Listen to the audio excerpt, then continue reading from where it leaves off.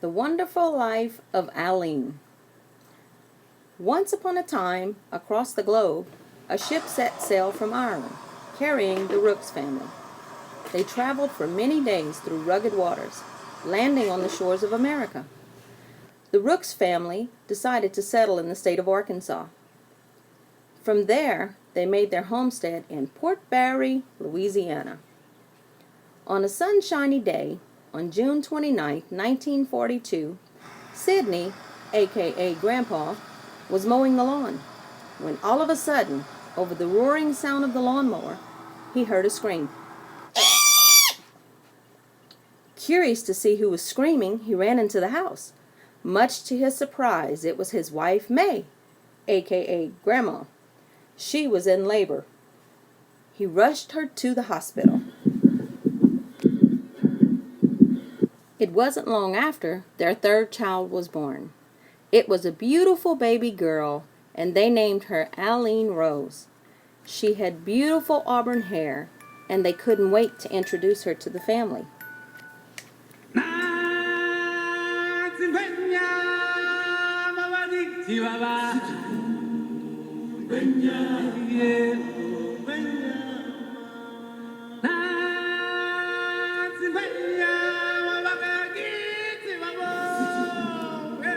Wait a minute. We have the wrong story.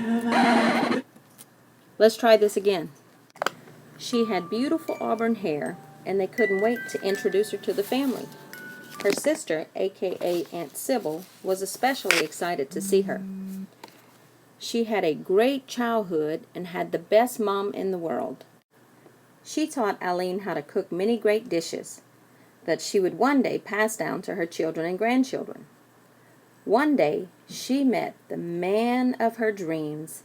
His name was Wade, aka Daddy, aka Pawpaw, aka Pop. They were happily married on December 24th, 1970. Together, they raised 4 girls, Shirley, Susan, Tracy, and Tara. She taught all of her girls the same things that her mother once taught her, from sewing, to quilting, to cooking, to taking care of babies. Hey, you! Wade and Aline spent much of the girls' early years doing many things. They visited 2 O'Clock Bayou on the weekends and taught them how to fish and how to swim. Other days, Aline and her mom brought the girls blackberry picking. They would take the blackberries to Grandma's house to make lots of blackberry jelly and blackberry pies. Grandma was all about teaching her grandchildren how to get food the hard way. Her backyard was full of home-raised chickens. They would plan a day where Grandma would wring the necks of the chickens, then chop off their heads with an axe. She would then dip them in boiling water and lay them out in a line on a board held up by 2 5-gallon buckets. The grandchildren would be lined up plucking the smelly old chickens. As they finished, Aline would bring them inside to clean and store them for future meals.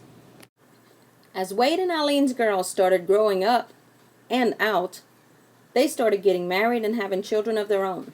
Before you know it, what started as a family of 6, the family began growing and growing and growing. So here we are today, celebrating her 72nd birthday, with all of her family and friends that love her dearly. As we look back on her life, we can say she was the best daughter, the best mother, the best grandmother, and the best super grandmother. We want to say thank you, Mom and Momo. God has truly blessed us with you. We love you. The end.